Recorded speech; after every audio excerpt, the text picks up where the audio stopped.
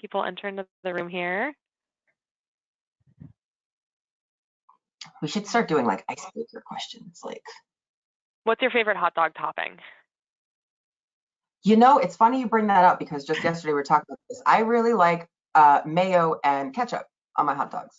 All right. And last time I ordered a hot dog, the waitress was very, very confused. It was like at some food truck or something. She's like, mayo? Are you sure you want mayo? I'm like, not mustard? I'm like, yeah, I know what I said. I said mayo and mustard. And she did not comprehend. So, yes. I feel like that is a New England thing. My husband likes mayo on hot dogs. I go pretty traditional, maybe like ketchup and relish. Mm. You know, maybe some celery salt. Ooh, celery salt. Yeah, I'm big on that. And then cottage cheese too. People don't realize that's a good secret.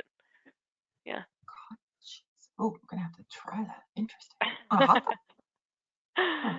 Yeah, definitely on a hot dog. Absolutely. It's good on pretty much everything. I think it's another New England thing. But, you know. Learn something new. Well, we're 3 minutes past the top of the hour, so I say we get going. What do you think? Let's kick it off. We still got a few housekeeping slides, and then people can mosey on in. All right, and we have one poll question, so I'll probably wait a couple minutes to launch the poll. But for housekeeping, everyone, we're going to try to keep it under 90 minutes. We've got some great material to cover and even a little bit of a live demo that Zoya is going to be doing partway through here. If you have questions, please type them into the questions box, submit them there, and then I'll just type up and ask Zoya to chime in when appropriate. The session is being recorded. You'll receive a copy following this event.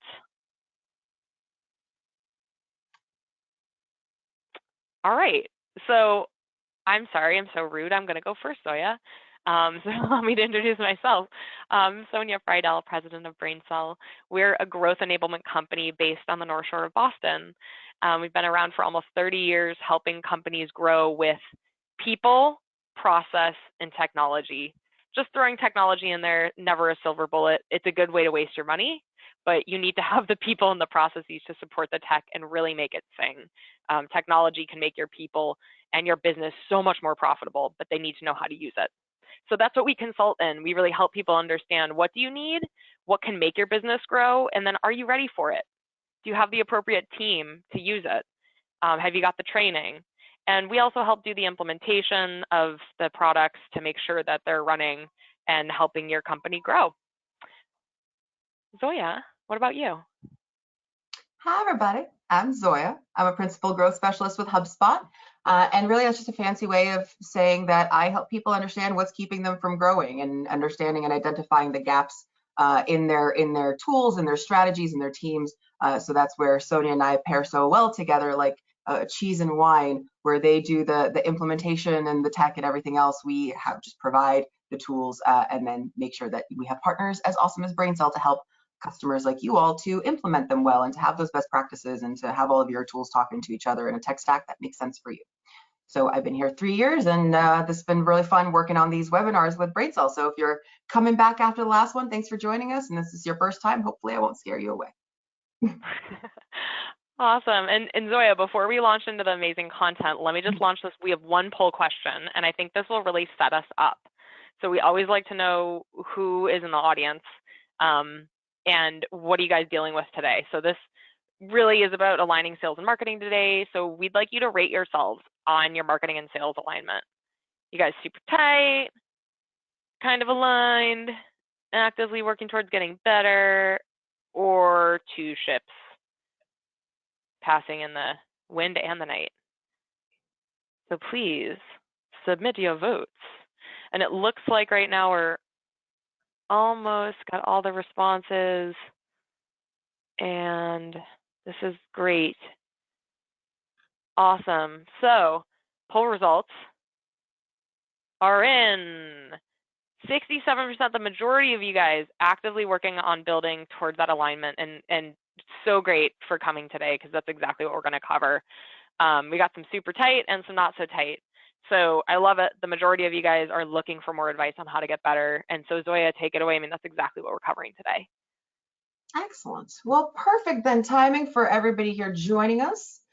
And so today we're going to be walking through some tactics in how to, start getting your marketing and sales teams on the same page, working together to scale companies. And there was from Inbound a couple of years ago, great quote from Dharmesh that I think got it from Elon Musk, basically just aligning vectors, right? That when our vectors are all pointing in different directions, we're not really making any progress, but when we align our vectors, we're all moving in one direction and you're able to move more efficiently. I'm paraphrasing and they say it much better because they're running companies, I'm not. But with that in mind, this is really where, we shouldn't be, I feel like marketing and sales has always been like, has this frenemy relationship of like, we have to get along and one person's going to say yes and the other person's going to say no. And it's like, how do we actually get talking to each other? How do we get ourselves aligned so that we're all working towards the same goals? And so to kick things off, just to kind of, set the lay of the land here, let's use put on our imagination caps, right? Pretend like we're just going into this fantasy world. So imagine this with me, right? We're in a world where marketing's team success is only measured by the number of leads they generate, right? Weird. And in this world, right, marketers therefore spend all of their time focusing on how to generate and convert as many leads as possible. The handoff from marketing to sales is clunky and slow, causing for a delay in follow-up with even the hottest leads, which hurts to your conversion rates. The sales teams are not given all the information they want and need in order to see an open, in order to open a conversation with a prospect, especially in a empathetic and a smart way. The sales team is then flooded with tons of leads and have to spend their time combing through to find the quality leads, right? Where's all the diamonds in the rough? The sales team eventually gets frustrated and ignores those leads entirely, and instead they go back to prospecting and cold calling themselves because they know what a good lead looks like.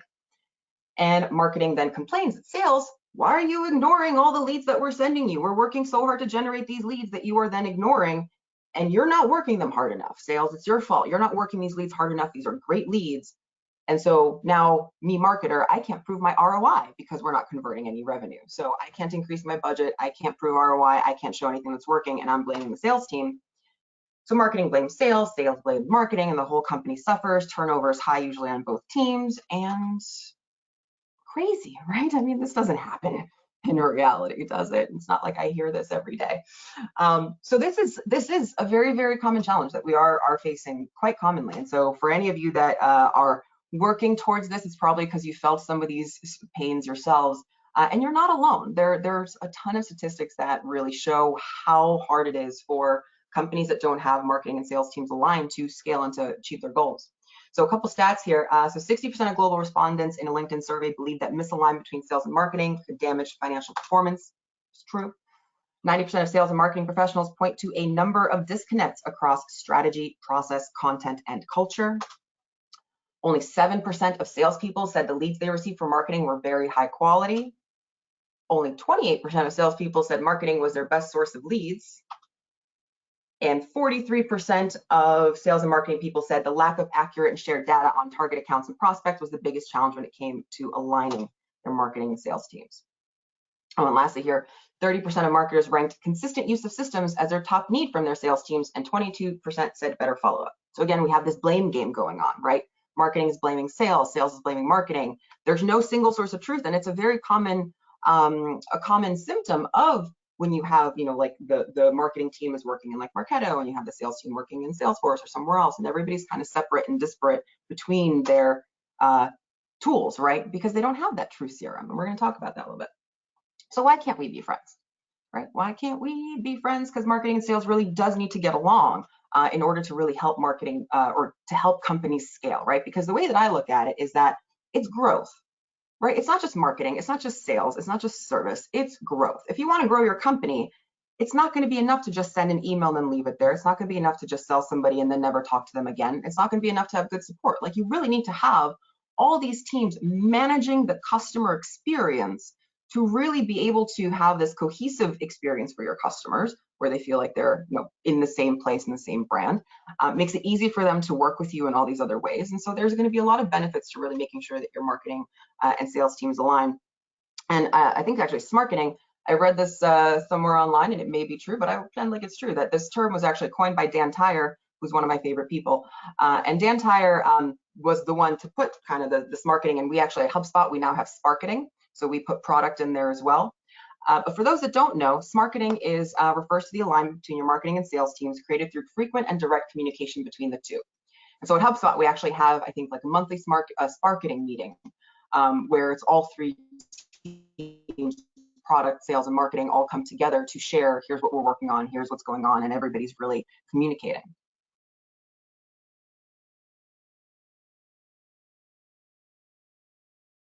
Oh, Zoya, you're paused. Might be a bandwidth issue.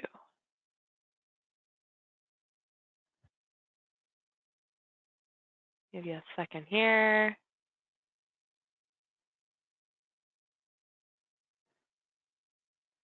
All right, we're gonna give Zoya 1 minute. Oh, are you back? Oh.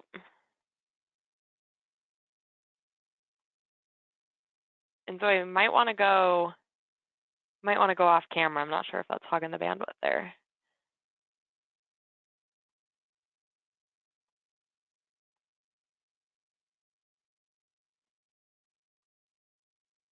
Oh, there we go.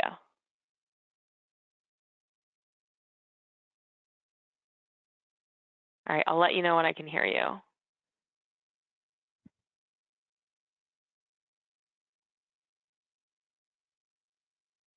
Huh. Can't hear you. I first learned of this phrase, though, reading Inbound Marketing. And if you guys haven't ever read the book, pick it up. It's been revamped a couple of times, but it's by the two founders of HubSpot, Brian Halligan and Dharmesh Shah, and taught me basically everything I knew 12 years ago to start helping marketing at BrainSell internally. There we go, Zoya. I can see your screen changing. Your browser there.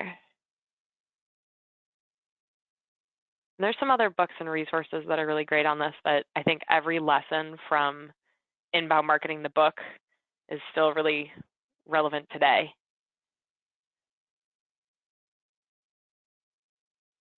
Yeah, I see your screen there. Go out there. Oh, I can hear you. Oh, okay. Oh, sorry about that. I have called Xfinity twice already. This is like once a week my Wi-Fi just dies. So I'm on mobile. I'm so sorry, everybody. Hopefully I will not have any more interruptions. That's okay. Go right ahead. Where did you lose me? Did I get through this slide? Right after the first Smarketing definition. So let's keep going on that. Okay, perfect. Okay. So, yeah. Where are my speaker notes? Gotta get those back up. Great. Okay. Sorry for the technical difficulties. So the benefits of Smarketing. So from all those challenges that people have when they're not aligned, right? Once they actually finally do get on the same page, we get much better results. So 87% of sales and marketer leaders say that collaboration between sales and marketing actually enables critical business growth. 81% of marketers work with sales teams on ABM strategies, which we're going to be showing you today on a live demo as well. 94% of top performing salespeople surveyed on LinkedIn said their marketing leads were excellent or good, hinting that they actually had better alignment. Sales and marketing alignment can lead to a 32% increase in year-over-year revenue growth. So for anybody on this call that's feeling that like, hey, we've hit a ceiling, how do we break past it? Alignment can be the answer, right? Can lead to 38% higher sales win rate as well. When everybody's working together, you have better resources, better communication. 80% of marketers say ABM improves their customer lifetime value, while 86% say it improves win rates. So all around, lots of benefits, right? You're growing your revenue, you're growing your retention, you're growing your conversion rates, all good metrics here and much higher as well. And lastly, 85% of marketers think that an SLA between their marketing strategy is effective. So that's what we just talked about a minute ago, where basically agree that, marketing promises to have a certain amount of quality leads, while sales promises to follow up with a certain amount of those leads as well. So the numbers really do tell a story. And so I have some statistics, and there are links in all of these if you want to go into the full reports and see all the data. But it is a big difference when you see companies that have better alignment and those that don't, right? So are your vectors moving in the same direction, or are they pulling you in opposite directions? So let's break down these four kind of steps, these four areas, and where to really build this marketing engine. So break it down at a high level, and then we'll go into the details. So first, you want to get on the same page with your marketing and sales teams, right? Then you want to define the goals and strategies together. Stop, look, and listen. I'll explain that more. And then build for scale, automate, and optimize. And that's really where a lot of this scale really comes in, is when you're optimizing and scaling. So let's break it down. So getting on the same page first and foremost, right? We talked about that SLA, but really it's starting even before that, right? Let's just agree on, what does a good customer look like, right? What is a definition of a good qualified lead? Because a marketer may think, oh, well, they open an email, they're a qualified lead. But maybe from the sales perspective, the people that are actually working on the conversions, that are having the conversations, they may look at it different. It's like, no, a qualified lead is somebody that has read 5 blogs, gone to a webinar, and also opened some emails, and has a job title of a particular C-suite kind of level. Right, so those buyer personas aren't just valuable to the marketing teams to be able to nurture and create that content, but especially for the sales teams to understand who they're selling to, what they care about, and how we can help them. So agreeing on those very basic things, like the company size, the industry, the job roles, seems like a very basic thing, but it is a very, very often overlooked by marketing and sales teams, where it's like, oh, well, we know who our customers are. But have you sat down at the same table and actually defined it in a document? Really, it should be a living, breathing document that is updated over time. As part of that document, you also want to define this single customer journey and make sure you have content for each stage. So the challenge here being is that when you have siloed experience, when your teams are siloed internally, your customers feel those silos on their end. It may not always be as obvious, it may not be as apparent, especially when we are looking at our content all the time and everything blends together. So we may not realize how we may be perceived from external parties. So having internal silo tools can lead to really disjointed customer experiences, because when they're moving from one tool to the next, if the messaging doesn't match up, if the branding is ever so slightly different, it can really hurt that trust. So really the recommendation there is to start with, understanding where that ideal customer persona is living and how are they behaving. So starting all the way at the top with the awareness, and then having your content tied to the awareness stage, right? Then moving down to consideration, having your content for the consideration stage. So your marketing team is always directly supporting the sales team, in turn supporting the customer through that journey. So everything tied together as a true experience. And one of the biggest challenges that we hear about this is really the reason why it's hard to define the single customer journey and hard to know what content to create is oftentimes a result of not having a single source of truth, right? Not having that holistic view, the 360-degree view of the customer, which is where a CRM can really come in, that we're going to be chatting about more. And that's really going to be one of the defining tools of having a good marketing and sales aligned or Smarketing strategy. So we'll chat about that more. So yeah, there you go. Here it is. break the silos and implement a CRM for the single source of truth, right? That's going to be really your biggest asset in understanding your customers, in increasing their loyalty, in increasing the lifetime value. So all of that is going to be really, really important. So having all this right defined, and again, having the regular meetings, coming together, working on this together, allows you to also be consistent with your messaging. So you're agreeing on the types of terms that you're using to describe your company, your products, your services, and the challenges you solve for. Because one of the worst things that you can do is, marketing can say, oh yeah, like we'll do everything and slice bread because it's their job to generate leads, right? So if marketing is just being quoted on how many leads can I generate, and I'm saying, oh, we're the best, and we just got this 5-star review, and we're killing Salesforce over here, we're doing that over there, and we're going to come and clean your house and organize your books, like that's all great, but we don't do all that stuff, right? We're not gonna toast your bread, we're not gonna slice it. So if that lead comes in asking HubSpot or asking me like, hey, oh, somebody told me you can slice my bread. No, I can't, right? So now that's hurting the trust. And so really making sure that the marketing and the sales teams are using the same vocabulary, they're using the same messaging to keep reinforcing each other, right? Marketing has messaging out there that then the salespeople can then reinforce when they're actually talking to a customer. Because that fractured messaging, like I said, can lead to loss of trust and can really create these inconsistent journeys that are going to make it harder for people to come back or to buy more from you or to engage with you in a variety of different ways. So step one, just get on the same page, learn to communicate with each other, define the same definitions. I mean, create the same or agree on the same definitions. There we go.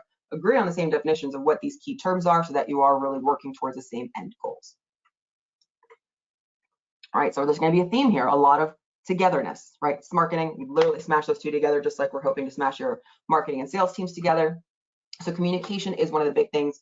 We did chat about the SLA already, and so that is a really great, the service level agreement is a great strategy to make sure that we're not, stepping on each other's toes too much, that we're not completely ignoring and disrespecting the work that the other team is doing by at least agreeing to those minimum metrics, right? So sales teams, for example, and a great way to do this is by creating joint KPIs. So you're really uniting everybody under one goal.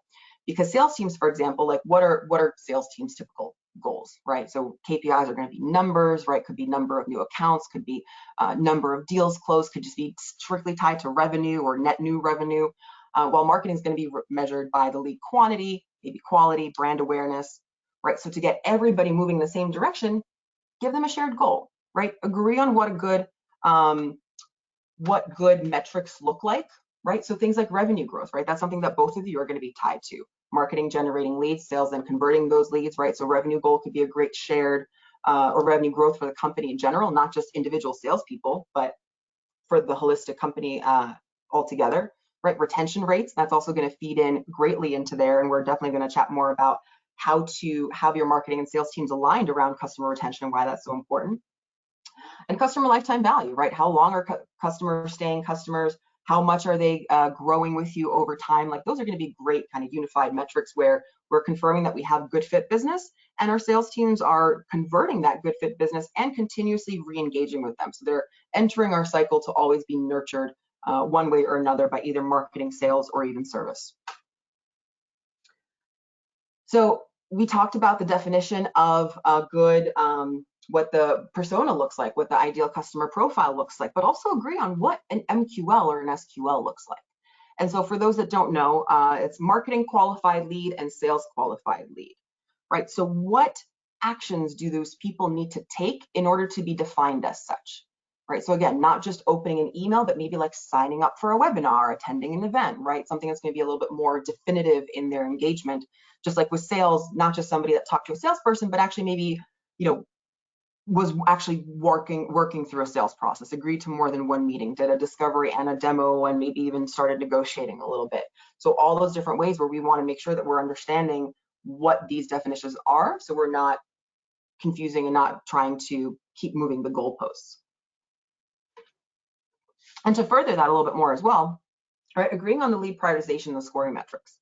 So what does a good lead score look like, right? Did they open an email? Did they download a resource? Did they go to the pricing page, right? There's going to be the rotations and automations that make this even more of a powerful strategy, but it's not just enough to qualify somebody as a marketing qualified lead, because they could be a marketing qualified lead for a while, right? But then how do I know when's going to be the right time for me as a salesperson to reach out to them? So if we're prioritizing leads, there has to be some kind of seniority or chili pepper rating or something. As long as both teams agree on it, that's where you're going to find the results and the really good growth opportunities.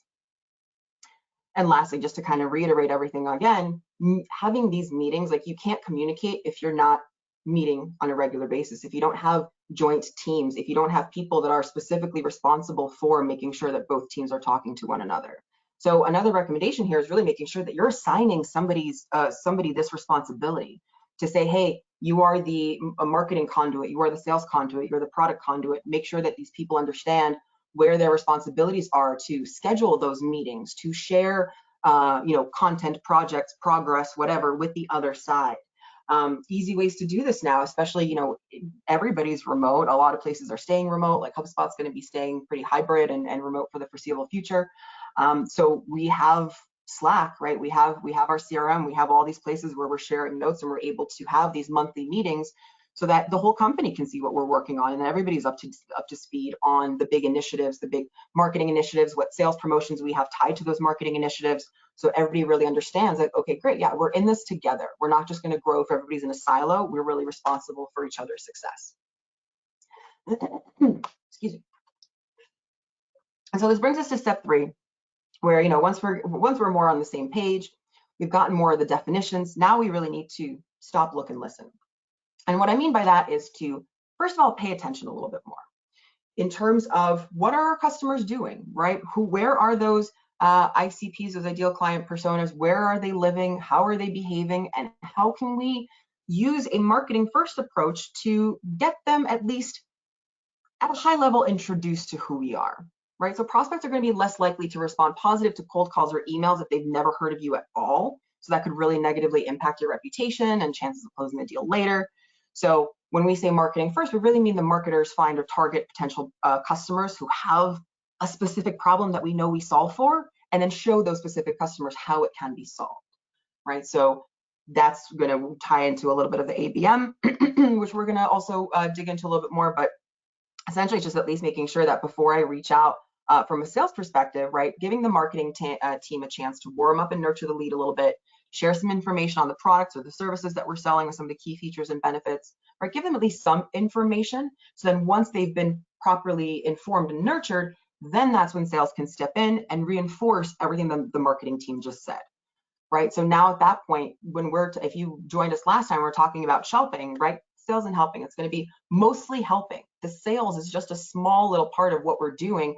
95% of the time, all we're doing is helping people. And that's not specific to sales. That's marketing also, right? So education, information, nurturing, that slow drip, that's us just staying top of mind really helps to build a more familiar face for when that salesperson does reach out, then it's not going to be completely unexpected at that point. Collecting customer feedback, right? So we talked about one of those mutual KPIs can be, for example, customer retention and improving customer loyalty and all that. So one of those big things is also going to be collecting customer feedback to understand how and why you win, right? So that voice of the customer is really, really important in understanding where you can go find the next customer, right? Use their language. Hey, Mr. and Mrs. Prospect or Mr. and Mrs. Customer, why did you buy our products? Oh, well, I bought because of A, B, and C. And then guess what? You use that language specifically to then promote your products or services. Use that on your website, use it on your social posts. You're taking their words and building your marketing messaging based off of that. And it also allows you to gives you some extra insight to better refine your offerings. Right? Maybe if you're hearing a lot of requests or challenges that you're not currently solving for, but you're hearing it over and over again, maybe that's a signal to you to kind of pivot or expand your services into those areas. So it really helps understand what your customers like about you so that you're both held responsible for the growth and the retention, right? And so that retention, it's not just up to customer service. It really starts with the marketing and sales teams. Right? We're not going to be retaining any business if they're bad fit customers with bad fit products that had a bad sales experience. So yeah, it's important to have a support team. It's important to collect feedback and do all of that. But true customer retention is mostly, I would say, owned by the marketing and sales teams that are responsible for bringing in good fit customers that will stay customers for longer periods of time.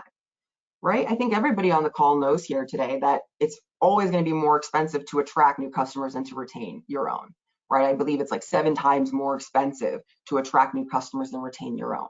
So if you can work together on really increasing that customer lifetime value, then you're going to be managing your own costs better while also increasing revenue from your pool of business that you already have, right? So for example, like once a customer has been acquired, the best way to do this is really as soon as they've been acquired, right? Thank you so much for signing up with us. We're so excited to have you join us.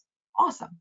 Marketing should not stop marketing to those people, but instead should just shift the messaging. Instead of attracting, now they're growing that account. Now they're influencing the customer to stay a customer. They're increasing their engagement.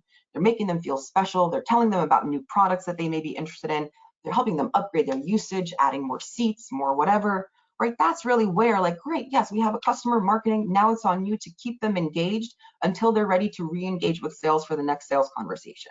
Right? Support is there as like a last, not to say a last effort, because I so value our support team and they're so wonderful and they're definitely very, very important to the success of our customers and everything else.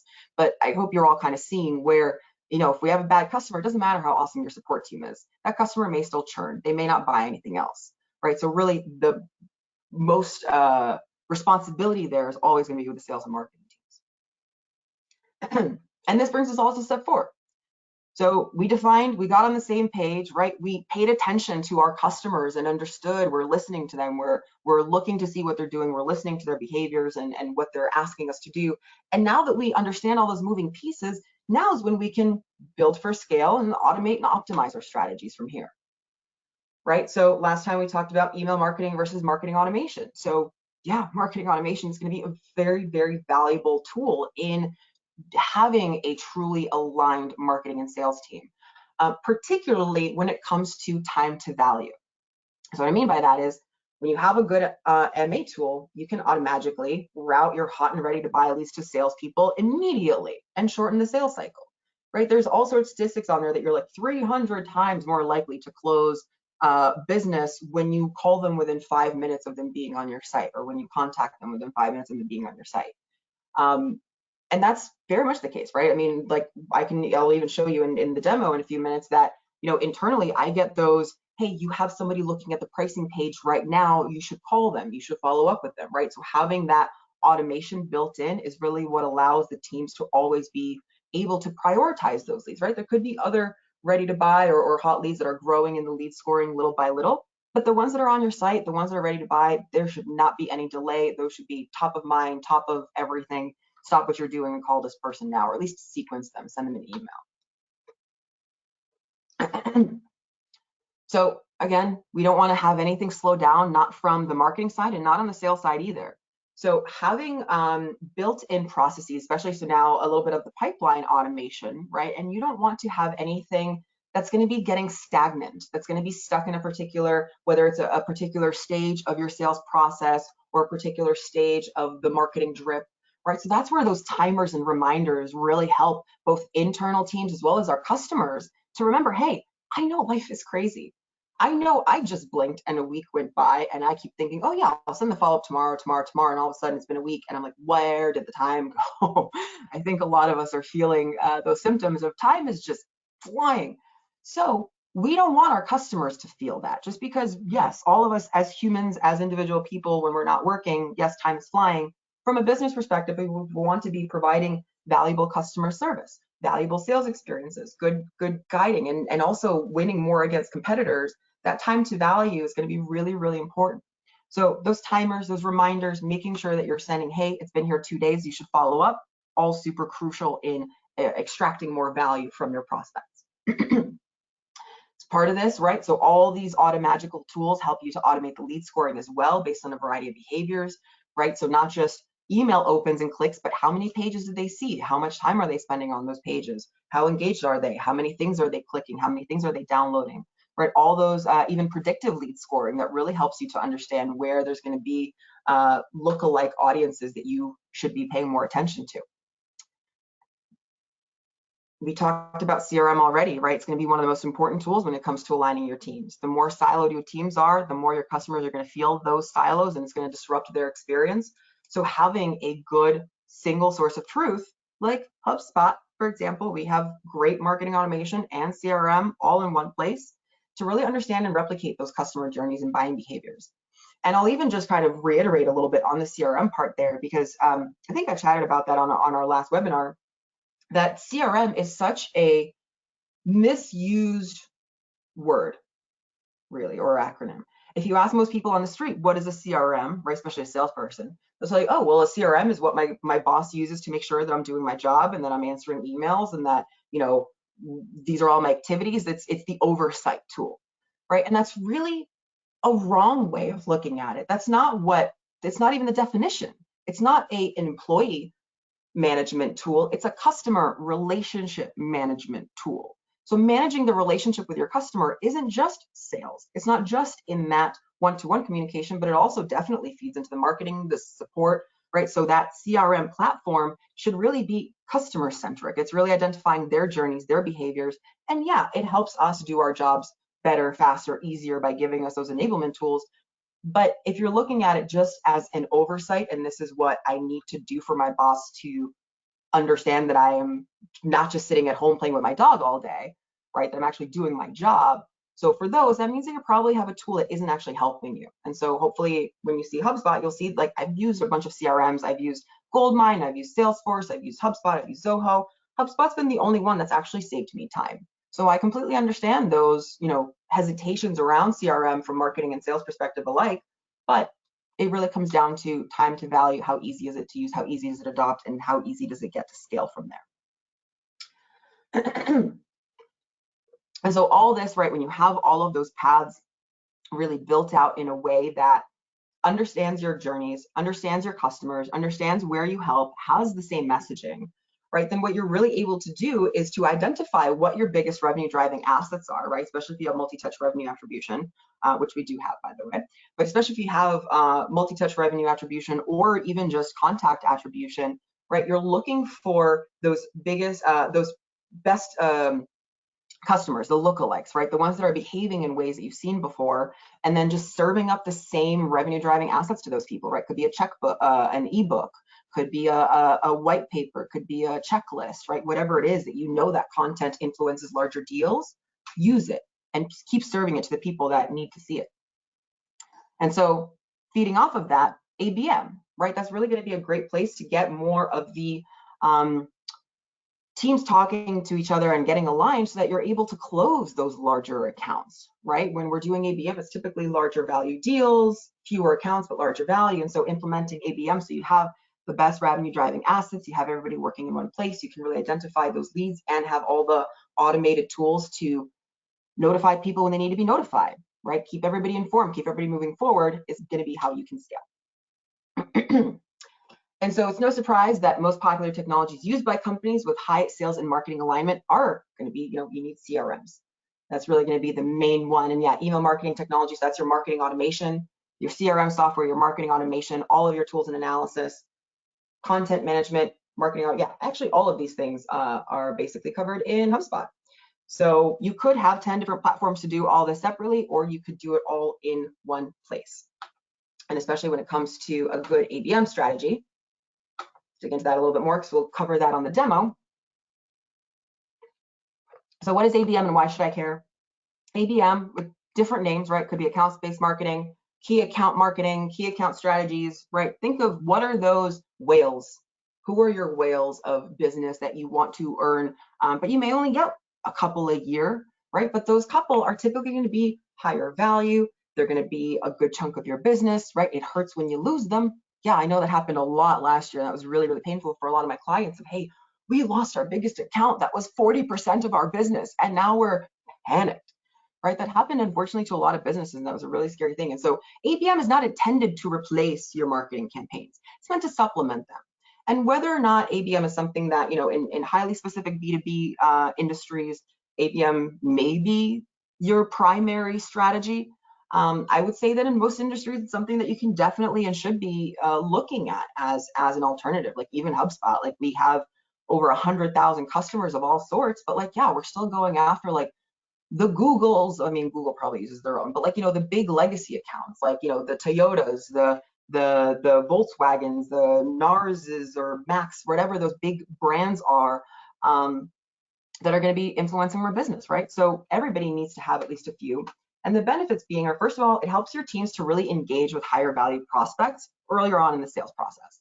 The biggest challenge with these sorts of complex sales strategies or sales and marketing strategies, just ABM in general, is it's typically a lot more people involved in the buying decisions, right? A lot more stakeholders, can be boards, could be government. There's usually so many more moving pieces. It's typically a slower process, right? But having a good strategy where you're able to serve up your content earlier on, right? Identify who those people are and really engage with them, and have your marketing teams build targeted content for those people allows you to engage with those prospects earlier on in the sales process. So yeah, it could be, for next year, but if it's going to take us 6 months, I'd rather start talking to them today than next month or next quarter. One of the other benefits is that really in having this sort of ABM strategy, because it's going to be so few, you're really going to be able to much quicker see the results of your marketing campaigns, right? So it's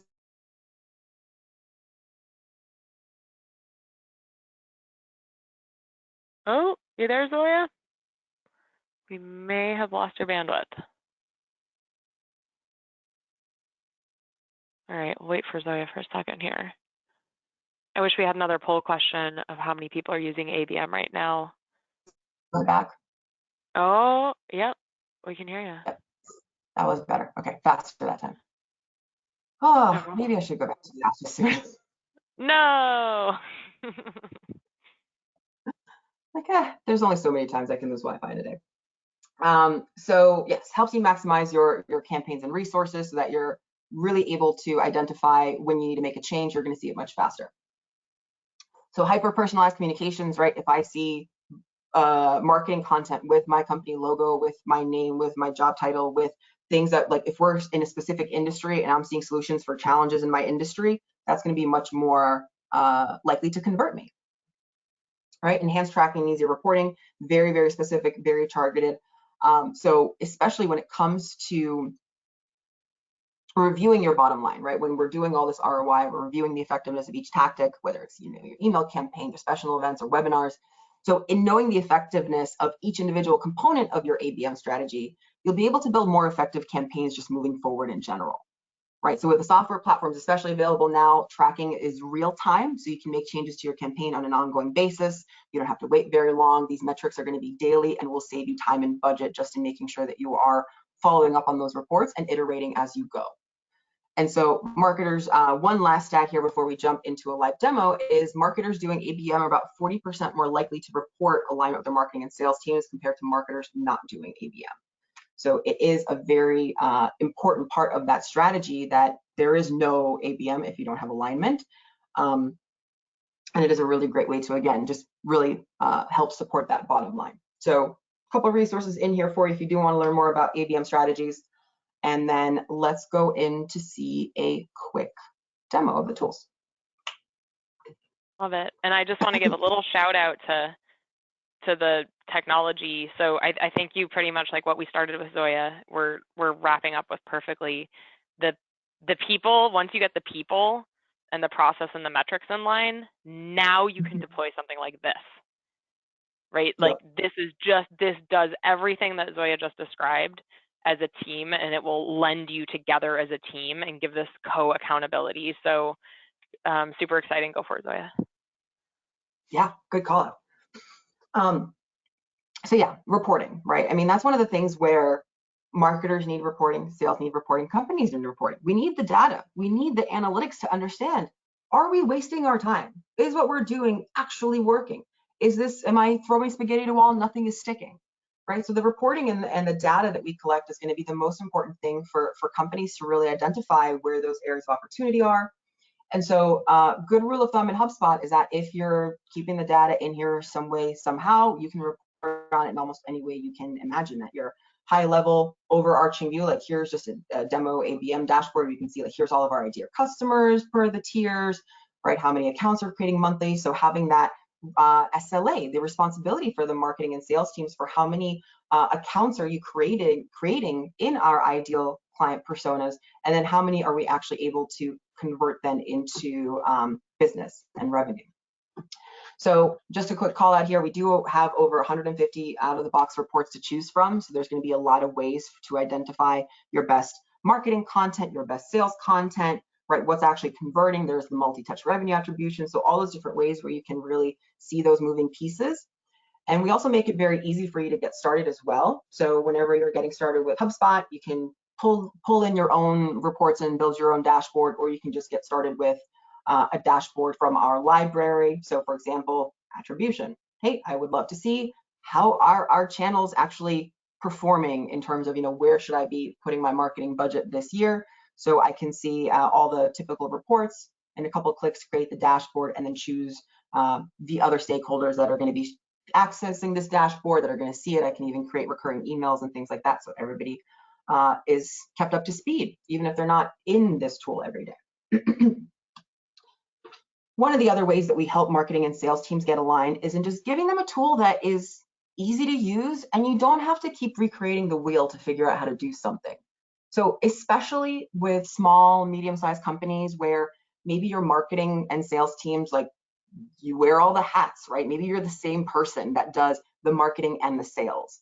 So if you are the same person, or if there's a couple people, or just in general, like, do you really want to have one team that has a tool they can use and the other team has you know, an ankle weight that they have to drag behind them? So the best thing about something like HubSpot is all the tools are built on the same unified code base. So all the experiences that you're going to have are going to be very similar. So this is like a view from a sales perspective where I can see my segments. But then if I want to create marketing segments and lists, it's going to be a very similar experience, different location, but the process is going to be the same. It's just going to be using and/or logic, creating filters around particular metrics right? So all of that is going to be the same experience, just different functions depending on if I'm doing this from a sales perspective or if I'm creating a list that I need to then market to. So don't have your sales teams and marketing teams working in silos where they're both slowed down. If they're in one place, they can really identify and share this information in one place to identify where these best customers are and how we can engage with them. There are 4 different record types in HubSpot. So whether you're doing company, B2B strategy, you want to look at all of your companies. I still personally, and not even just personally anymore, I feel like other people are starting to pick up on this too, that whether you're doing B2B or B2C doesn't really matter. At the end of the day, you're working with humans. It's always going to be human to human. So yeah, there's going to be slightly different metrics and slightly different language that we're maybe using if we're more B2C focused or more B2B focused. But at the end of the day, it's still people, right? We're not selling to a brand that's just abstract. We're selling to the CMO, the CFO, the CEO, whoever it is, that is our buyer. And so we have these 4 record types. Where again, single source of truth for your teams to all live together. The 4 record types out of the box are contacts, companies, deals, and tickets. You can now create your own as well. So if you need things like shipments or listings for real estate, you can create your own objects as well. But they're all going to be in these 3 sections, where on the left you have all the relevant information that I care about. And guess what? Individual people. So if I'm a marketer, I can view completely different properties than if I'm a salesperson. So all of us in one place, just different data that we may care about to have better informed conversations. In the middle, this is where marketing and sales teams come together, right? This is that single source of truth. This is your 360-degree view, where if I want to open up a informed conversation with Martha, she's never heard of me, she has no idea who I am, but she may know of HubSpot, she may know of our company, right? So maybe I'm going to look and see, like, okay, great, when's the last time you opened one of our emails? When's the last time you visited our website? What is a call to action that you clicked? So if I can understand some of her conversion information, right? How long has she been in our database? Maybe she's been kind of circling around for a couple of years. Maybe she's just been in here a month or a week, right? What events has she attended? What content has she downloaded? All of those things where I can see very clearly and filter out what I care about, so that I am picking up the phone and saying, hey, Martha, I saw you downloaded our resource on how to get your marketing and sales teams aligned. Do you have any questions? Right? And now it's not just a cold call. Now it's, I'm following up because you took an action and I'm here to help you and make sure that you are all set, right? That's experience. That's customer support. Whether you're a technical support person or not, that's supporting your customer through their journey. And that's going to be a much better way to open that conversation. And then on the right here, we have the associated records. So we have the company profile, we have any of their past purchase history, ticketing history, and all other associations, LinkedIn integration if we need other documents for tracking, everything in one place, so nobody has to jump between 10 different portals. So last year, we did actually launch officially a whole suite of ABM tools. And so on HubSpot, they're called target accounts. If any of you have HubSpot, you need Marketing and Sales Pro to open up the full functionality of the target accounts tools. And they come with a few out-of-the-box properties. Like, for example, just selecting yes or no, is this a target account? So when I'm on a company record, there's going to be a little checkbox, or I can add them from here as well, to then select yes. These are all the companies that we've agreed between marketing and sales teams. These are going to be our best fit customers with the best value that we can provide them, and hopefully a lot of money that can help us, reach our goals and then some. So I have my list of all my target accounts. And then I also have a list of recommendations here as well, where we're actually going to be recommending other types of companies maybe you should consider that are based on your accounts. So, hey, based on these target accounts you've selected, for industry, size of company, size of revenue, you should also consider these similar looking companies. And then we'll also even help you to highlight some prospects as well. So these would be your anonymous visitors. So you could maybe have, if you're an engineer and maybe you have visitors from Boeing coming to your site, but you don't have a contact there yet. So you can just identify, oh, we have a lot of traffic coming from Boeing all of a sudden. Maybe we should do a specific campaign for Boeing and have some branding and try to identify who those buyer personas are and who those key players are, right? So we're going to help you to really get a good picture of where this opportunity lies. And then looking at the data, right? Understanding who cares about what. So I have here my companies. I have my total contacts at these companies, all of our open deals, total deal value, right? Hopefully all the millions of dollars. Last touch is going to be last touch from your sales team. So when is the last time a salesperson has reached out? And this is a great place for your SLA, right? Hey, we've agreed on these target accounts. Why has nobody from the sales team called a target account in 2 months? This is unacceptable. We have been working so hard on all of these resources for you, right? They just had an engagement. They just opened an email from us, right? So last engagement is, when's the last engagement from the client to us, right? Maybe a marketing email, could be, site form, document, meetings link, tracked an email. So any of those that could have been, if it's one to many, it won't open, but when's the last time they actually talked to us, right? When's the last time they engaged with us? Did we follow up with them? And what is the next scheduled activity? So are they part of a sequence? Are they getting a task? Are they part of an upcoming marketing campaign, right? Kind of gives us a whole view into our SLA. We agreed on this. Who are you doing your job? I'm doing mine. Let's make sure we're both working towards the same goal.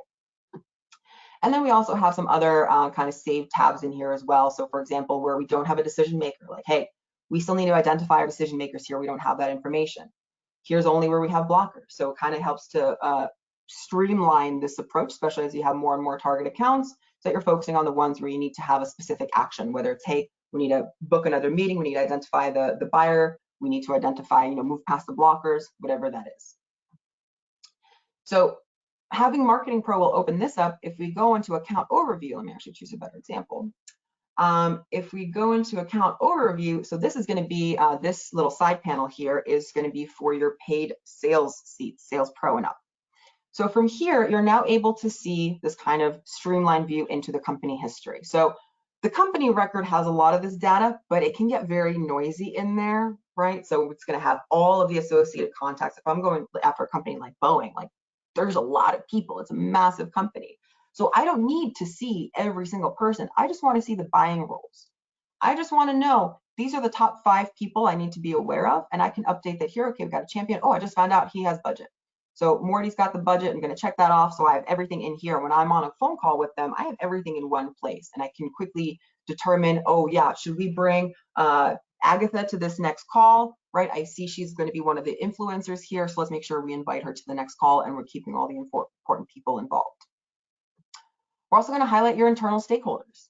So maybe somebody else from your team, if like Boeing has multiple offices, right? Maybe somebody else from your team talked to Agatha on the East Coast and you talked to Jim on the West Coast, and neither one of you knew about it. You're working in different offices. You weren't aware you're talking to the same people. There could be some overlap there. So this will just help to highlight some of those internal relationships where maybe you could team up and all work together on mutually closing this deal.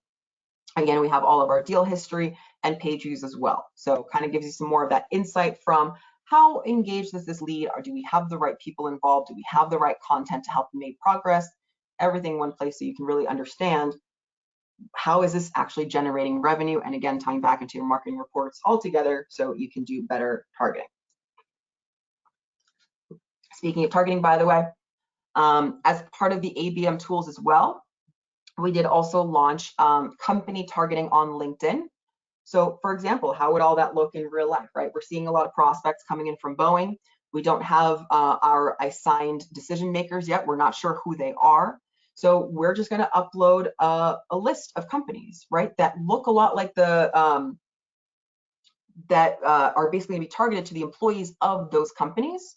And then we can do targeted ads specifically on LinkedIn for those people.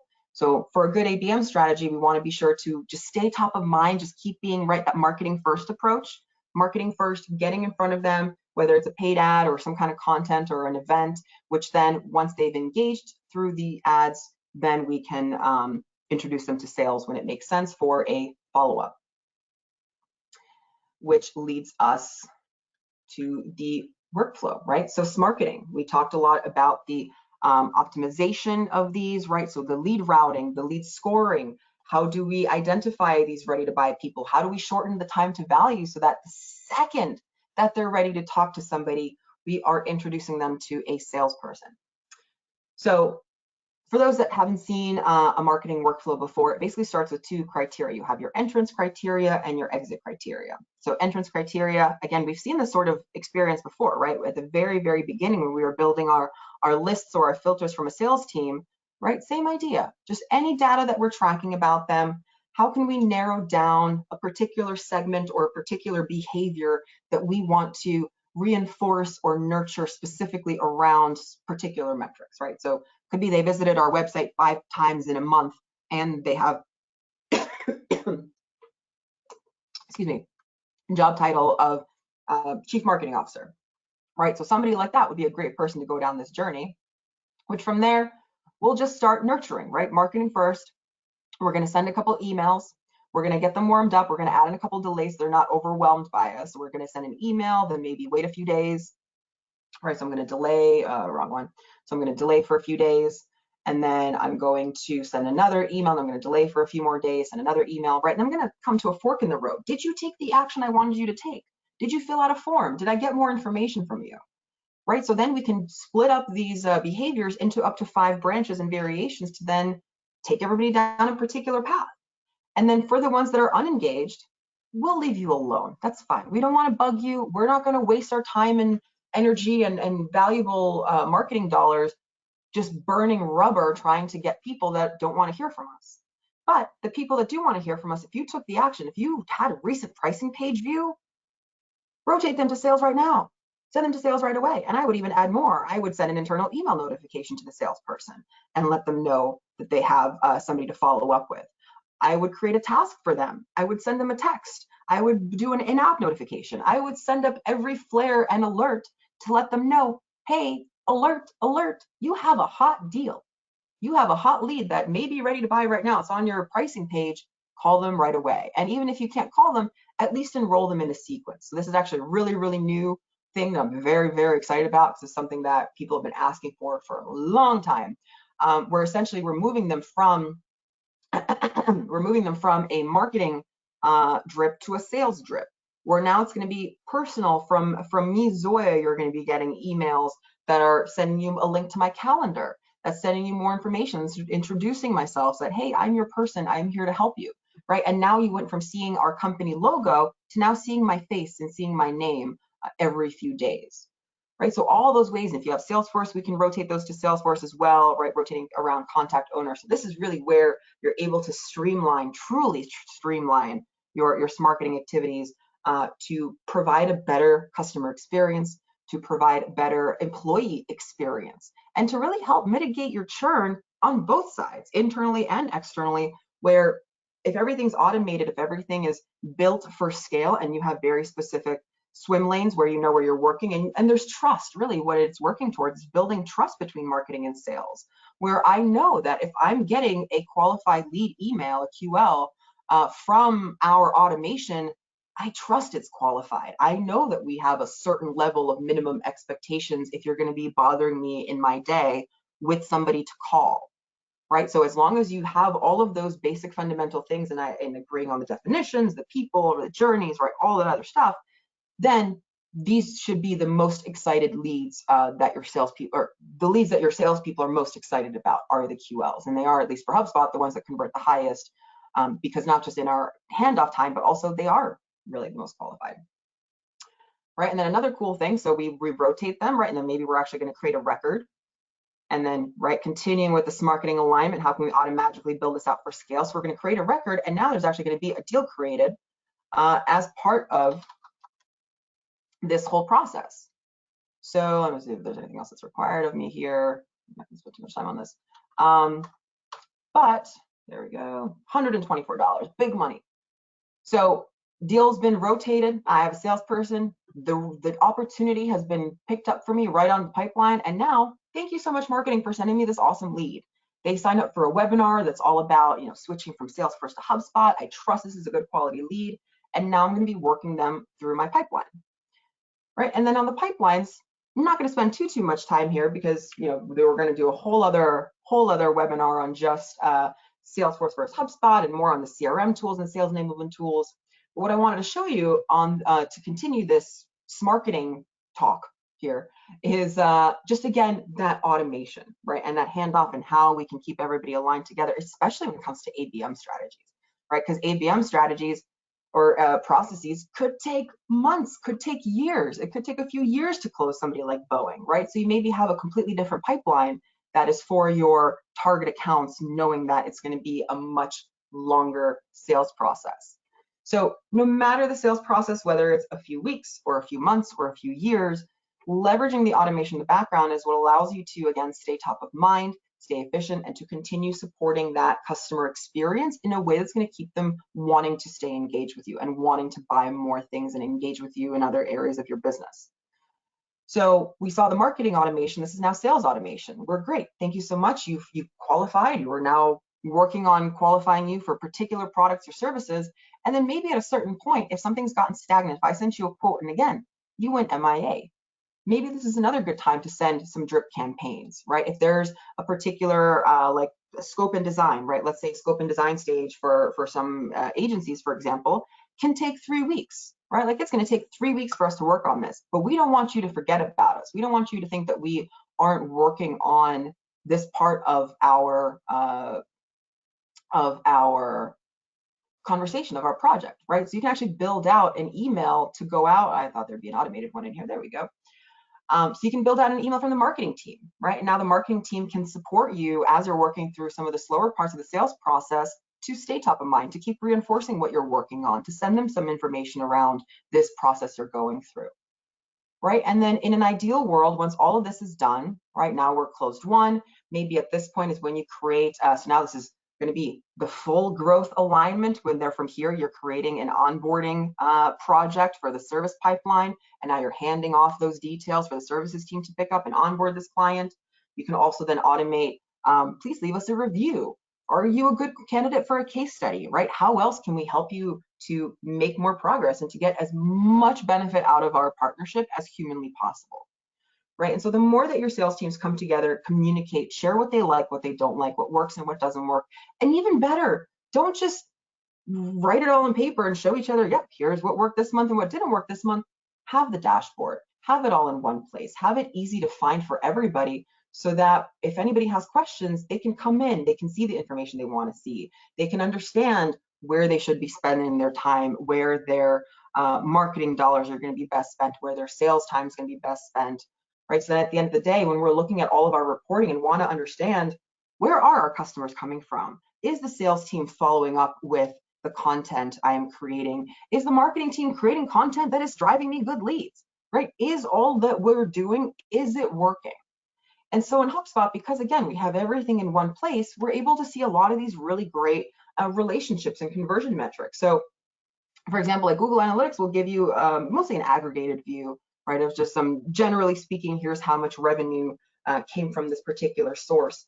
But because HubSpot is really tied into every detail of your organization, right, with that 360-degree view of all your customers, your contacts, we're able to see a few other things. So like at face value, for example, I would give Twitter and Facebook all my money because they have tons of sessions, right, driving lots of new contacts. So are these leads qualified? Marketing, are you in the right place? Are these leads qualified? And am I doing a good job on the sales side? And am I converting these leads into customers? Right? So this is kind of giving us like, okay, are we understanding each other? Are we communicating? And especially when we see something like this at the bottom where, hey, Quora here, not the biggest performer, but somehow their conversion rates are actually much, much higher from lead to customer than anywhere else. So now this tells us, okay, we should really be spending more money on Quora. And I can click here and I can see here's all the new contacts. I can see their original source where they came in from, what the first conversion, right? So this is marketing. Thank you so much, marketing. You are doing an awesome job with your ebooks, with your forums, with your webinars.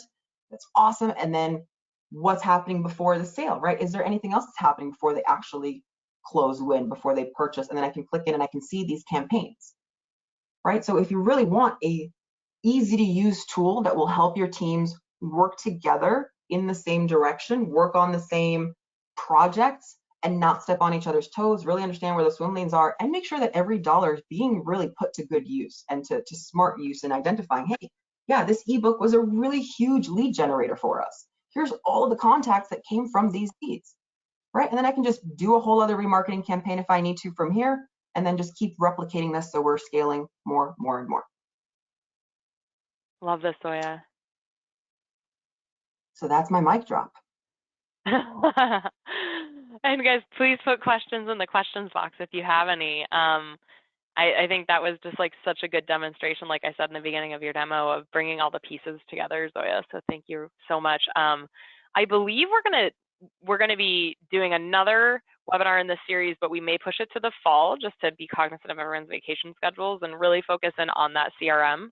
I've been just raving about it because I think it's so incredibly easy to use that your traditional sales teams that may have balked at using CRM will actually not mind it. They might actually love using it, dare I say. I do, and I love tracking emails with it too to see who opens my emails. That's got to be like one of the number one things that I like about it, Zoya. Yeah, especially when I get my little pop-ups of like, this is happening right now. They open your email. I'm just staring at it like, are you going to click it? Are you going to click it? And then if they don't, then I email them again or I call them. I'm like, you didn't click my email, but I just thought I'd call you out of the blue. And it also, if you, and I always think about what does this take to run, right? And companies like BrainSell can help you guys run it and set it up, but really it's a force multiplier. We were using HubSpot when our company was a tiny, tiny sliver of what it is now. And, you know, there were maybe like 10 of us in the whole company or 7 of us in the whole company. And it really amplified us and made us look like a 50% company. So I think with the right person, really in marketing, running this with a really nice cohort in sales, it really doesn't take that much effort. I think it just takes dedication to the cause to make it sing. Zoya, do you have any closing comments for us? If you have questions, please let us know, right? So we're always happy to help in making sure that you have the best solutions for your needs. And we also, if you are already working with anybody else at HubSpot, we do work internally very well as well. We have great alignment. So BrainSell, for example, can provide onboarding for anybody that is already talking to HubSpot or is looking at buying anything else. They're one of our awesome onboarding partners. So either way, when you need onboarding, you can always come talk to us and we'll be happy to help with whatever you need. Awesome. Well, thank you so much, Zoya, for this. And guys, we'll email you the next series when we get it planned for early in the fall. But Zoya, thank you so much for your time today and dedication to the cause. This is really enlightening. And everyone have a great rest of your week. Have a great 4th of July, summer, and we'll be back in the fall. Thanks, Zoya. Yeah.